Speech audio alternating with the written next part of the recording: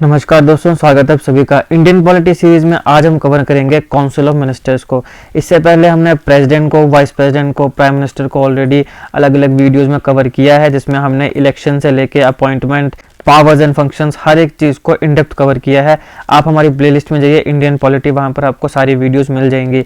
आज हम कवर करेंगे काउंसिल ऑफ मिनिस्टर्स को, जो कि एक काफ़ी इंपॉर्टेंट टॉपिक है। तो आज हम इस वीडियो में देखेंगे काउंसिल ऑफ मिनिस्टर्स होते क्या हैं और इसमें कौन सी इंपॉर्टेंट कैटेगरीज होती हैं। इसके साथ साथ हम आज डिप्टी प्राइम मिनिस्टर की बात भी करेंगे। तो आप इस वीडियो को अंत तक देखिएगा। चैनल पर नए हो तो सब्सक्राइब अवश्य कर लीजिएगा। अब देखिए, जैसे कि आप जानते हैं कि कॉन्स्टिट्यूशन ऑफ इंडिया बात करता है पार्लियामेंट्री फॉर्म ऑफ गवर्नमेंट। हमारे यहाँ पे पार्लियामेंट्री फॉर्म ऑफ गवर्नमेंट है जो मॉडल्ड है on the basis of British parliament. तो क्योंकि ब्रिटेन में पार्लियामेंट सिस्टम है, तो हमने भी पार्लियामेंट सिस्टम अपने इंडिया में इंक्लूड किया। पार्लियामेंट्री फॉर्म ऑफ गवर्नमेंट में आप सब जानते हैं कि एक होता है काउंसिल ऑफ मिनिस्टर्स और उसका हेड होता है प्राइम मिनिस्टर। अब इस चीज़ को हमने प्राइम मिनिस्टर की वीडियो में भी अच्छे से कवर किया था, जहां पे मैंने आपको powers and functions of prime minister में बताया था in relation to council of ministers कि जो भी व्यक्ति मिनिस्टर बनेगा उसको कौन डिसाइड करेगा, प्राइम मिनिस्टर डिसाइड करेगा। काउंसिल ऑफ मिनिस्टर्स की जब भी मीटिंग होगी उसे प्रिसाइड कौन करेगा, प्राइम मिनिस्टर करेगा। और अगर प्राइम मिनिस्टर ऑफ इंडिया को लगता है कि किसी भी मिनिस्टर के साथ मेरा डिफरेंस ऑफ ओपिनियन है, तो फिर वो उसे रिजाइन करने के लिए भी बोल सकता है, या फिर वो प्रेसिडेंट ऑफ इंडिया को भी बोल सकता है कि आप इसे डिसमिस कर दीजिए। तो काउंसिल ऑफ मिनिस्टर्स का हेड कौन होता है? Prime minister. Council of minister और प्राइम मिनिस्टर मिलकर रियल एग्जीक्यूटिव अथॉरिटी माने जाते हैं। तो मैंने आपको प्रेसिडेंट ऑफ इंडिया की वीडियो में और प्राइम मिनिस्टर ऑफ इंडिया की वीडियो में भी इस बात को बताया था कि president of India D jure executive होता है, लेकिन prime minister of India de facto executive होता है। इसका मतलब है कि डी जूरे यानी कि वो नॉमिनल हेड है, नॉमिनल एग्जीक्यूटिव है, लेकिन प्राइम मिनिस्टर डी फैक्टो यानी वो रियल एग्जीक्यूटिव अथॉरिटी है, रियल एग्जीक्यूटिव हेड है। अब अगर हम बात करें composition of council of ministry की, तो हमें यहाँ पे 3 कैटेगरीज देखने को मिलती हैं: cabinet ministers, minister of state और डिप्टी मिनिस्टर्स। अब इन तीनों में फर्क क्या है? बेसिकली इन तीनों में फर्क आता है रैंक्स, इमोलुमेंट्स और पॉलिटिकल इंपॉर्टेंस का। तो अब हम एक एक करके बात करते हैं कि ये तीनों होते क्या हैं, इनका मतलब क्या होता है। सबसे पहले बात करते हैं कैबिनेट मिनिस्टर्स की। कैबिनेट मिनिस्टर्स काफ़ी इंपॉर्टेंट माने जाते हैं हर एक गवर्नमेंट में। सेंट्रल गवर्नमेंट की जितनी भी इंपॉर्टेंट मिनिस्ट्रीज हैं उनको ये हेड करेंगे, जैसे कि home minister, defence minister, finance ministry, external affairs ministry. ये सारे के सारे जो मिनिस्ट्रीज को हेड करते हैं उन्हें हम बोलते हैं कैबिनेट मिनिस्टर्स। ये काफ़ी इंपॉर्टेंट रोल प्ले करते हैं गवर्नमेंट की जो पॉलिसीज़ हैं उनकी डिसीजन मेकिंग बॉडी है, काफ़ी इंपॉर्टेंट रोल होता है इनका। जो भी गवर्नमेंट का डिसीजन होगा वो कौन लेगा? वो कैबिनेट मिनिस्टर्स ही लेंगे। तो ये सबसे इंपॉर्टेंट होते हैं। उसके बाद आते हैं ministers of state. Minister of state जो हैं उन्हें या तो किसी मिनिस्ट्री या डिपार्टमेंट का इंडिपेंडेंट चार्ज दे दिया जा सकता है, या फिर उन्हें किसी भी कैबिनेट मिनिस्टर के साथ अटैच कर दिया जाता है। अगर उन्हें इंडिपेंडेंट चार्ज दिया जाता है तो फिर वो वही सेम फंक्शंस परफॉर्म करेंगे और उनके पास भी सेम पावर्स होंगी जो कि एक कैबिनेट मिनिस्टर के पास है। तो मैंने आपको बताया काउंसिल ऑफ मिनिस्टर में 3 कैटेगरीज हैं: cabinet minister, minister of state और एक आएगा डिप्टी मिनिस्टर। तो मिनिस्टर ऑफ स्टेट को अगर इंडिपेंडेंट चार्ज मिलता है तो फिर वो सेम फंक्शंस परफॉर्म करेगा जैसे कैबिनेट मिनिस्टर करता है, और उसके पास भी सेम पावर्स होंगे जो कि एक कैबिनेट मिनिस्टर के पास हैं। लेकिन उसके बावजूद भी ये कैबिनेट का मेंबर नहीं होंगे। हमने एक अलग वीडियो में काउंसिल ऑफ मिनिस्टर और कैबिनेट के बीच में आपको डिफरेंस बताया है। आप उस वीडियो को जरूर देखिएगा, उसका लिंक आपको डिस्क्रिप्शन में भी मिल जाएगा, और प्लेलिस्ट में जाके आप इंडियन पॉलिटी में जाके उसको देख सकते हैं। वहां पे हमने आपको बताया था कि काउंसिल ऑफ मिनिस्ट्री एक वाइडर काउंसिल है, राइट, जहां पे आपको 50-60 मेंबर्स भी देखने को मिल सकते हैं। लेकिन जो कैबिनेट है ये बहुत ही स्मॉल, बहुत ही छोटी ये काउंसिल होती है। यहाँ पे बहुत ही कम लोग जो हैं वो कैबिनेट में आते हैं, और ये वो लोग होते हैं जो प्राइम मिनिस्टर के काफ़ी नज़दीक होते हैं। तो अगर मिनिस्टर ऑफ स्टेट को इंडिपेंडेंट चार्ज भी मिल जाता है किसी मिनिस्ट्री का या मिनिस्ट्री के अंदर किसी डिपार्टमेंट का, उसके बावजूद भी ये कैबिनेट का मेंबर नहीं माना जाएगा। तो ये कैबिनेट की मीटिंग्स को अटेंड नहीं करेगा अनटिल और अनलेस इसको कहा ना जाए। अब कब कहा जाएगा? मान लो मिनिस्टर ऑफ स्टेट के पास एक इंडिपेंडेंट चार्ज है किसी मिनिस्ट्री या डिपार्टमेंट का, तो उस मिनिस्ट्री या उस डिपार्टमेंट से रिलेटेड अगर कोई चीज़ डिस्कस करनी है कैबिनेट मीटिंग में, तब हो सकता है कि मिनिस्टर ऑफ स्टेट को कैबिनेट मीटिंग में बुलाया जाए। अदरवाइज ये कैबिनेट मीटिंग को अटेंड नहीं करता है, ये कैबिनेट का मेंबर नहीं होता है। अब अगर मान लो मिनिस्टर ऑफ स्टेट को किसी कैबिनेट मिनिस्टर के साथ अटैच कर दिया जाए, तो अटैच कैसा होगा? या तो इसको कैबिनेट मिनिस्टर के अंडर किसी डिपार्टमेंट का चार्ज दे दिया जाएगा। आप सब जानते हैं कि एक तो होगी मिनिस्ट्री, उसके अंडर फिर कुछ ना कुछ डिपार्टमेंट्स आते हैं। तो या फिर किसी न किसी मिनिस्ट्री के अंडर किसी डिपार्टमेंट का इसको चार्ज दे दिया जाए, या फिर इसको एक स्पेसिफिक आइटम ऑफ वर्क दे दी जाए कि भाई ये एक स्पेसिफिक काम है, ये तुमने करना है। अब देखो, जब भी किसी मिनिस्टर ऑफ स्टेट को कैबिनेट मिनिस्टर के साथ अटैच किया जाएगा तो भले ही उसको चाहे किसी डिपार्टमेंट का चार्ज मिले या फिर कुछ स्पेसिफिक वर्क मिले, दोनों ही केसेस में वो कैबिनेट मिनिस्टर की सुपरविजन और गाइडेंस में ही काम करेगा। तो ये होता है मिनिस्टर ऑफ स्टेट। फिर आते हैं डिप्यूटी मिनिस्टर्स। अब देखिए, डिप्यूटी मिनिस्टर को ना किसी मिनिस्ट्री में ना किसी डिपार्टमेंट में इंडिपेंडेंट चार्ज मिलता है। इसे इंडिपेंडेंट चार्ज नहीं मिलता है, ये कैबिनेट मिनिस्टर्स के साथ या फिर जो मिनिस्टर ऑफ स्टेट है उसके साथ इसे अटैच कर दिया जाता है, और ये असिस्ट करता है, ये मदद करता है उन कैबिनेट मिनिस्टर्स की या फिर मिनिस्टर ऑफ स्टेट की एडमिनिस्ट्रेटिव, पॉलिटिकल या पार्लियामेंट्री ड्यूटीज को निभाने में। तो जितने भी एडमिनिस्ट्रेटिव ड्यूटीज हैं, पॉलिटिकल ड्यूटीज हैं, पार्लियामेंट्री ड्यूटीज हैं, उनको निभाने में कैबिनेट मिनिस्टर या फिर मिनिस्टर ऑफ स्टेट की मदद करेगा डिप्यूटी मिनिस्टर। ये भी कैबिनेट के मेंबर्स नहीं होते हैं, बहुत ही छोटी पोस्ट है, तो ये भी कैबिनेट मीटिंग्स को अटेंड नहीं करते हैं। इसके अलावा एक तो मुख्यतः ये तीन होते हैं, सबसे पहले कैबिनेट मिनिस्टर है, मिनिस्टर ऑफ स्टेट है, डिप्यूटी मिनिस्टर्स है। इसके साथ साथ आते हैं parliamentary secretaries. Parliamentary secretaries council of ministry की लास्ट कैटेगरी है। यहाँ पर भी कोई भी इंडिपेंडेंट चार्ज नहीं मिलता है, कोई भी डिपार्टमेंट का चार्ज इन्हें नहीं मिलता है, इनके कंट्रोल में कुछ नहीं होता। इनको भी सीनियर मिनिस्टर्स के साथ अटैच कर दिया जाता है ताकि जो पार्लियामेंट्री ड्यूटीज है उसको डिस्चार्ज करने में ये उनको असिस्ट करें, मदद दें। अब 1997 से लेकर आज दिन तक हमारे देश में पार्लियामेंट्री सेक्रेटरी नहीं बनाया गया है। लास्ट हमारे देश में राजीव गांधी जी की जब सरकार थी उस समय उनका जो पहला फेज था, पहला जो कुछ समय था, उस समय पार्लियामेंट्री सेक्रेटरी बनाए गए थे। उसके बाद से पार्लियामेंट्री सेक्रेटरी नहीं बनाए गए हैं, लेकिन ऐसा बनाया जा सकता है अगर प्राइम मिनिस्टर ऑफ इंडिया चाहे या फिर कोई मिनिस्टर बोले कि हमें ऐसे किसी व्यक्ति की ज़रूरत है, तो फिर उसको पार्लियामेंट्री सेक्रेटरी बना दिया जा सकता है। लास्ट कैटेगरी है काउंसिल ऑफ मिनिस्ट्री की। कोई डिपार्टमेंट का चार्ज इन्हें इंडिपेंडेंट नहीं मिलता है, सीनियर मिनिस्टर के साथ इसको अटैच कर दिया जाता है कि भाई तो इसे असिस्ट करता रहे, इसकी मदद करता रहे। इसके साथ साथ हम बात करते हैं डिप्यूटी प्राइम मिनिस्टर की।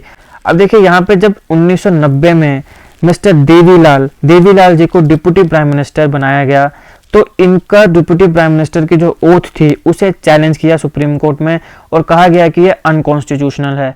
अनकॉन्स्टिट्यूशनल क्यों है? क्योंकि हमारे कॉन्स्टिट्यूशन ऑफ इंडिया में सिर्फ प्राइम मिनिस्टर और मिनिस्टर्स की बात की गई है, डिप्यूटी प्राइम मिनिस्टर की बात नहीं की गई है।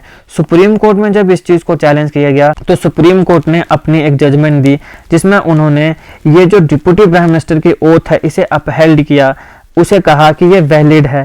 और उसके साथ साथ उन्होंने कहा कि describing a person as deputy prime minister is descriptive only and such descriptions does not confer on him any power of prime minister. कि ये जो किसी भी व्यक्ति को बोल देना कि ये डिप्यूटी प्राइम मिनिस्टर बन गया, ये एक डिस्क्रिप्टिव सी चीज़ है। इसका मतलब ये नहीं है कि उसके पास प्राइम मिनिस्टर की कोई भी पावर आएगी, क्योंकि है तो ये डिप्यूटी प्राइम मिनिस्टर ही। तो इस प्रकार की जो चीज़ें होती हैं ये पता कब होती हैं? जब जैसे मान लो एक सरकार बन गई, अब दो लोग चाहते हैं कि मैं भी प्राइम मिनिस्टर बनूं, मैं भी प्राइम मिनिस्टर बनूं, क्या किया जाए? तो फिर होता है कि चलो एक व्यक्ति को प्राइम मिनिस्टर बना दिया, एक व्यक्ति को डिप्यूटी प्राइम मिनिस्टर बना दिया, तो नाम के वो हो जाएगा कि ये डिप्यूटी प्राइम मिनिस्टर है, लेकिन इसके पास कोई रियल प्राइम मिनिस्टर की पावर या अथॉरिटी नहीं होगी। जो पावर प्राइम मिनिस्टर की है वो उसी व्यक्ति को होगी जो प्राइम मिनिस्टर की गद्दी पे बैठेगा, जिसको प्रेसिडेंट ऑफ इंडिया अपॉइंट करेगा। प्राइम मिनिस्टर ऑफ इंडिया को हमने अलग से कवर किया है, जहाँ पे हमने उसको इलेक्शन बताया आपको, उसके हमने आपको अपॉइंटमेंट बताई है, ओथ भी बताई है, हमने उसकी टर्म्स भी बताई हैं, हमने उसके सैलरी भी बताई है। इसके साथ साथ हमने एक अलग वीडियो में powers and functions of prime minister को कवर किया है in relation to council of minister, in relation to president, in relation to parliament और फिर अदर पावर्स एंड फंक्शंस। और इसके साथ साथ हमने प्रेसिडेंट और प्राइम मिनिस्टर ऑफ इंडिया के रिलेशंस को भी एक अलग वीडियो में कवर किया है, तो आप उन सारी वीडियोस को देखिएगा, लिंक डिस्क्रिप्शन में भी मिल जाएगा। और आप हमारी प्लेलिस्ट में जाइए इंडियन पॉलिटी, वहाँ पर आपको पूरी की पूरी पॉलिटी के लिंक मिल जाएंगे। हम धीरे धीरे पूरी की पूरी पॉलिटी को कवर कर रहे हैं, कोई भी एक टॉपिक नहीं छोड़ेंगे। हमें आपकी सपोर्ट की जरूरत है, प्लीज़ इस चैनल को सब्सक्राइब करिएगा।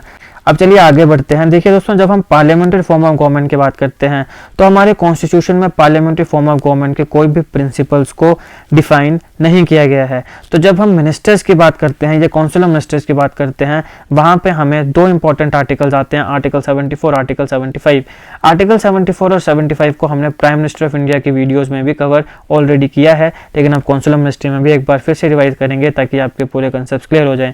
आर्टिकल 74 बात करता है स्टेटस, कि काउंसिल ऑफ मिनिस्ट्री के पास क्या स्टेटस है। 75 बात करता है appointment, tenure, responsibility, qualification, oath, salaries और अलाउंसेस की जो कि काउंसिल ऑफ मिनिस्टर को मिलेंगे। अब एक एक करके बात करते हैं। सबसे पहले आर्टिकल 74 बात करेगा कि इस देश में काउंसिल ऑफ मिनिस्टर्स होंगे जिसका हेड कौन होगा, प्राइम मिनिस्टर ऑफ इंडिया होगा। इनका काम क्या है, हमने पहले देखा था कि ये रियल एग्जीक्यूटिव अथॉरिटी है, इनका काम है और बहुत इंपॉर्टेंट चीज है। आर्टिकल 74 हमने पहले भी डिस्कस किया, बड़ा इंपॉर्टेंट है। To aid and advise the president who shall in the exercise of his functions act in accordance with such advice. हम जब बोलते हैं कि इंडिया में प्राइम मिनिस्टर पावरफुल है, प्रेसिडेंट पावरफुल नहीं है, उसका सबसे बड़ा कारण आर्टिकल 74 है, जो बताता है कि प्रेसिडेंट ऑफ इंडिया अपनी मर्जी से कुछ भी नहीं करेगा।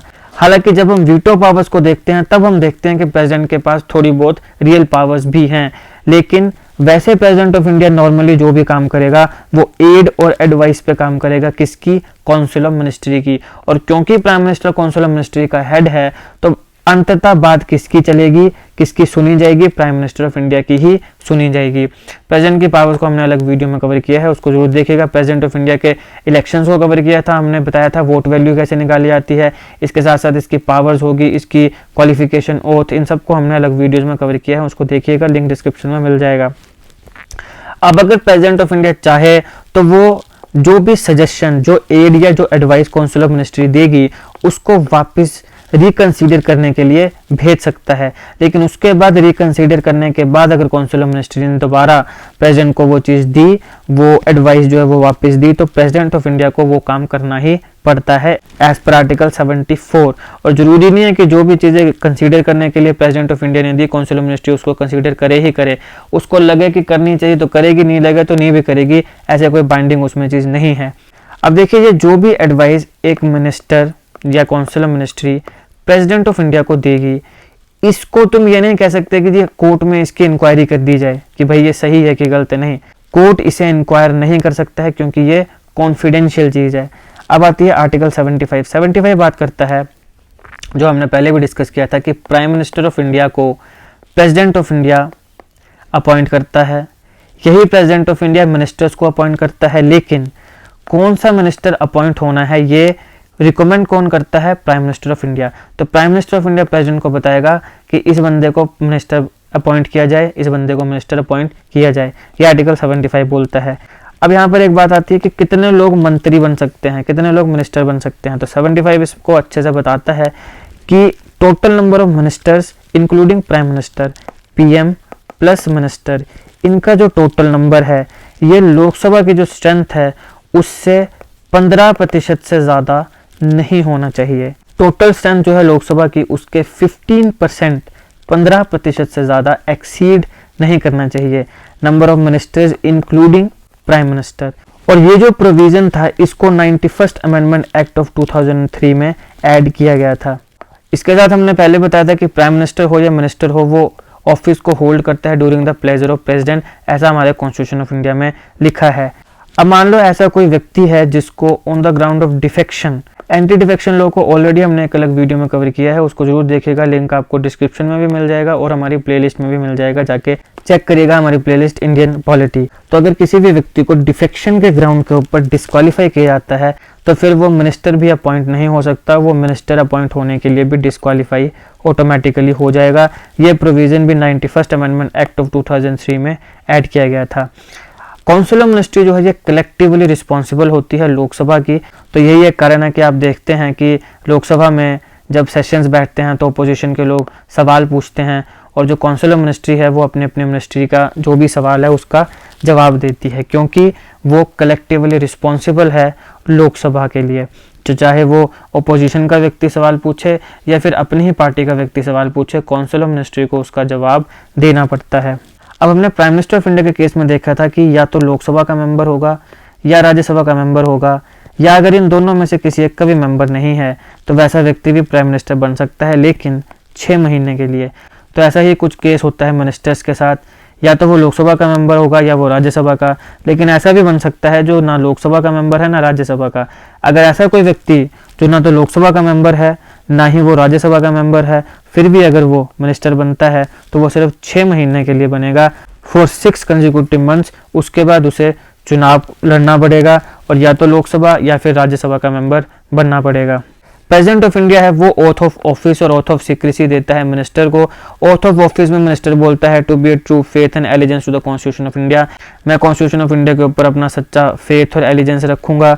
इसके साथ साथ to uphold the sovereignty and integrity of India, मैं भारत की एकता अखंडता को बढ़ावा दूंगा। To faithfully and conscientiously discharge the duties of his office, मैं फेथफुली और कॉन्शियसली अपने जो काम मुझे दिए जाएगा मैं अपनी ड्यूटीज को करूंगा। To do right to all manner of people in accordance with the constitution and the law without fear of favour affection and ill will, तो मैं अपने भारत के लोगों के लिए पूरा काम करूंगा, कॉन्स्टिट्यूशन और लॉ के अंदर रह के काम करूंगा, किसी से ना डरूंगा, ना किसी का फेवर करूंगा, ना किसी के प्रति मेरी अफेक्शन होगी कि अच्छा जैसे तू मेरा बंदा है चल यार तू ये रख ले, तू मेरा बंदा है चल तू वो रख ले, ऐसा भी मैं नहीं करूंगा। किसी के लिए मेरी अफेक्शन नहीं होगी और मैं किसी भी इल विल या गंदी भावना से काम नहीं करूंगा।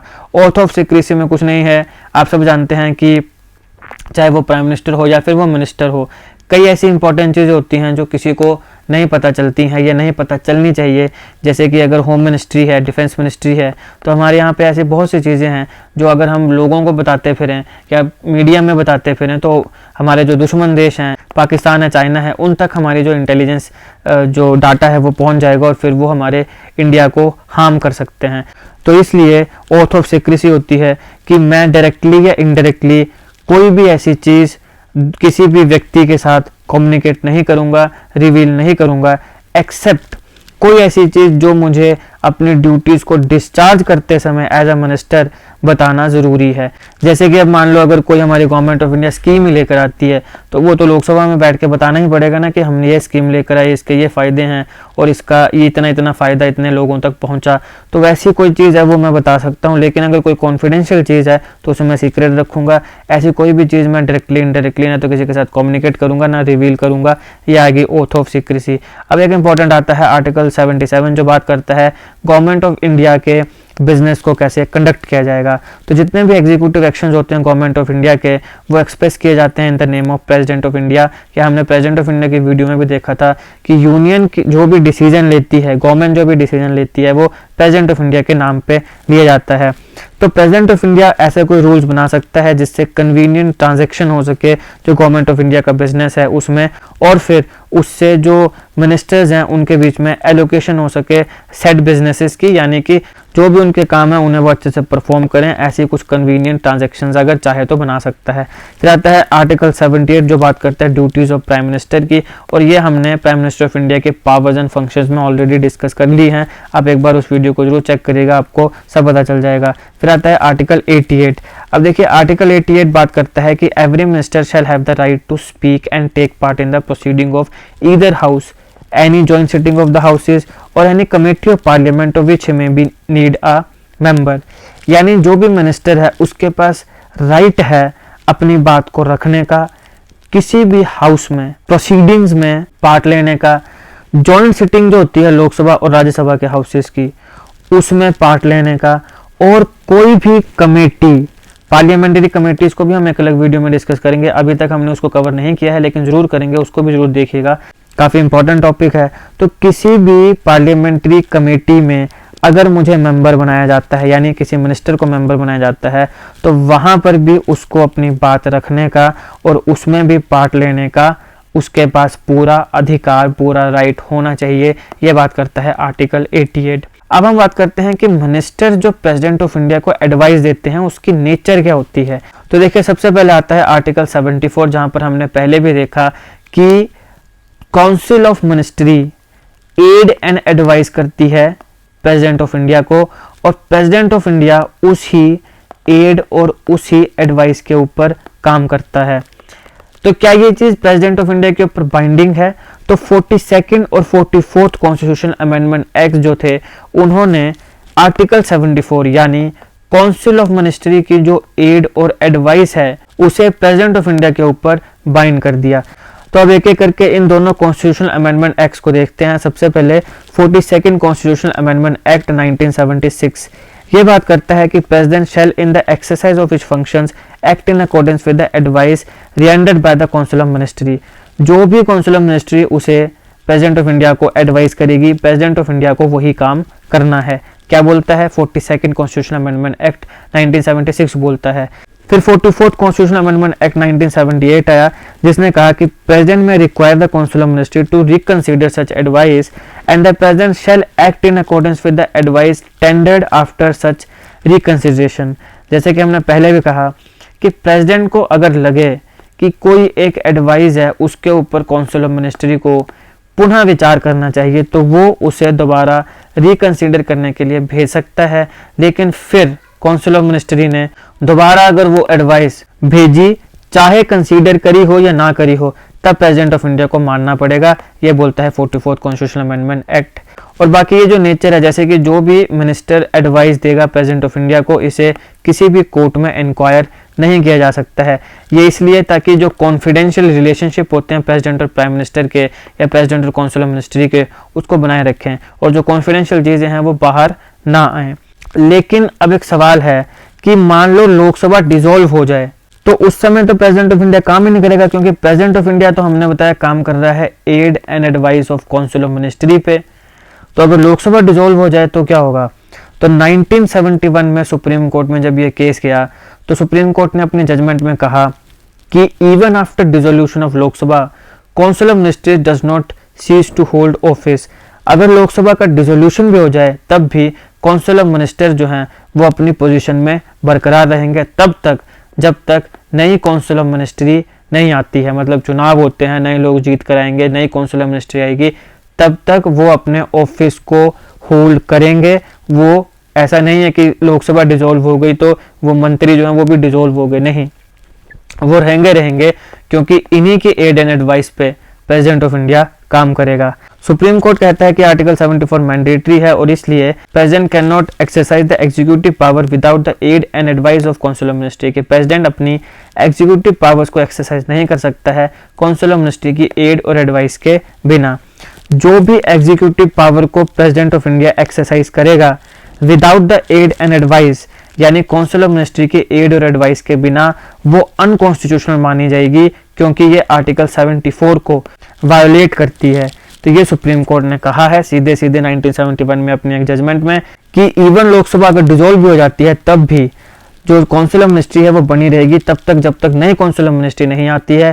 प्रेसिडेंट ऑफ इंडिया अगर काउंसिल ऑफ मिनिस्ट्री की एड और एडवाइस के बिना कोई भी एग्जीक्यूटिव काम करता है, एग्जीक्यूटिव पावर को एक्सरसाइज करता है, तो वो अनकॉन्स्टिट्यूशनल मानी जाएगी क्योंकि वो वायलेट करेगी आर्टिकल 74 को।